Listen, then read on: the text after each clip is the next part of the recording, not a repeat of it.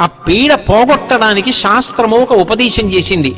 చెరుకు ముక్క, రేగుపండు, పైసలు ఈ మూడిటిని కలిపి భోగి పీడ పోవడం కోసం చిన్నపిల్లల్ని కూర్చోపెట్టి దిగదుడుపు తీసి తలమించి కిందకి వదిలేస్తారు. వదిలేస్తే భోగి పీడ తొలగిపోయి వాళ్ళు భోగం అనుభవించడానికి కావలసిన శక్తిని పొందుతారు.